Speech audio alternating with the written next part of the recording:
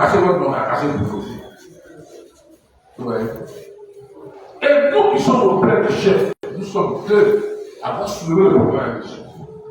Nous lui avons dit, mais on dit que c'est un petit politique. Non, vous n'avez pas compris. Venez voir la carte là. On a lu la carte. Moi, je ne comprenais rien. Il m'a dit, bon, regarde la légende qui est là.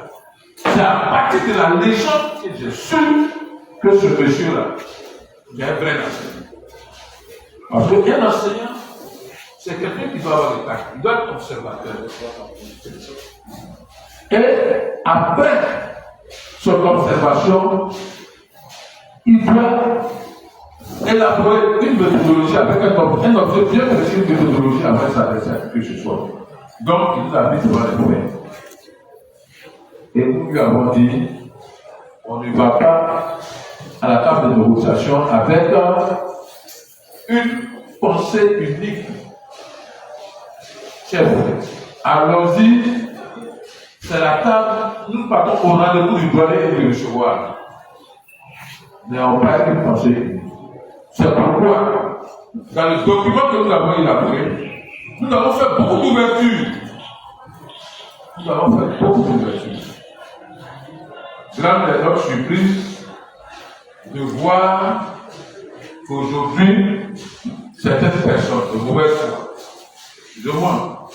certaines personnes de mauvaise foi viennent parler des chefs de village d'habitants et d'amis qui ont reçu cette somme-là. Qui est ce chef-là? Qui est ce chef qui est au pouvoir, qui a reçu ça en banque depuis le 14 mai 2024? Cherchons à comprendre. Qui est ce chef qui n'a pas de nom? Qui est ce chef imaginaire qui n'a pas de nom, qui lui a reçu cette somme-là? Chers frères, d'habitants et d'amis, chers journalistes, sachez que nous avons en notre sein. Et de l'autre côté aussi, nous avons vraiment des vrais diables qui veulent par tous les moyens fabriquer des choses pour salir le chef du village, nous faire oublier un temps soit peu les dégâts qui ont été commis ici. Parce qu'on jette notre regard ailleurs et puis le travail se fait. Les chefs ont reçu l'argent. Donc, ceux qui ne sont pas là, les chefs de village ont reçu l'argent. Donc, c'est eux qui ont trahi les populations. C'est faux. C'est faux. Le chef n'a rien reçu. Même pas un centime. Même ceux qui sont venus pour le compte, il a refusé. Moi, je suis témoin. Moi, quand ils sont venus me voir à mon lieu de travail, ils m'ont dit, on va faire ceci, ça veut dire que je ne suis pas venu, je ne vais pas acheter. Ils étaient là, ils la commune.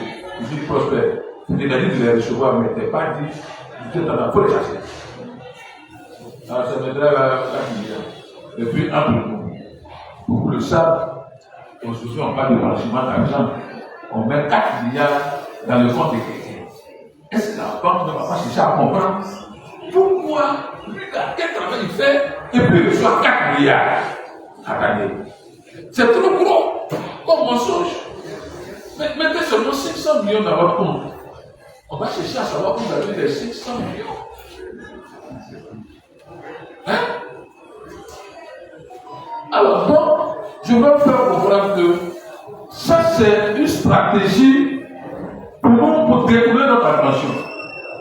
Parce que là, on nous a tués. On nous a tués. On nous a tués. On est venu nous dire, moi je sais où on a mis un trait rouge sur mon père, mais ils sont allés à côté, à plus de 30 mètres. On va cacher pour aller. C'est méchant. Et dans cette phase-là, on veut créer une autre situation pour détourner l'attention des gens. Mais, ce que vous devez comprendre, là, je n'ai pas mal fait, j'aurais dû tirer ce document. Mais je vais mettre ça à la disposition des journalistes qui diront. L'argent qu'on a voulu donner aux populations, l'argent n'a pas été décaissé. Et je vais lire. J'aurais dû tirer. Excusez-moi. J'ai envoyé à certains camarades de notre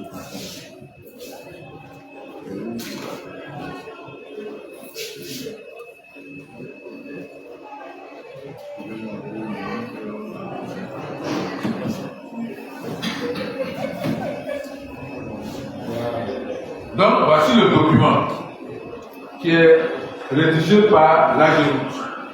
Les journalistes, si vous voulez, je vais mettre ça à votre. Donc, ICCC-PTUA, mémo, on va les écouter. Et puis, on dit à M. Nieneao Jean-Baptiste, agent comptable, AC, auprès du PTUA, CCC, M. Kofi Brou Alamba Fernand, responsable administratif et financier, entre parenthèses FAF du PTUA, faisant suite à la broche numéro 875 du 30/11/2022 RG numéro temps portant fixation d'indemnité d'expropriation des populations d'Abidjan et Gamé, je vous prie de bien vouloir virer sur le compte séquestre du projet le montant de 4 327 504 francs CFA correspondant au montant total des indemnisations des PAP de la zone. En effet, les PAP des entreprises de la zone reliant la pile Culé 23 à la caserne des sapeurs-pompiers de l'Indénié n'ont pas encore négocié.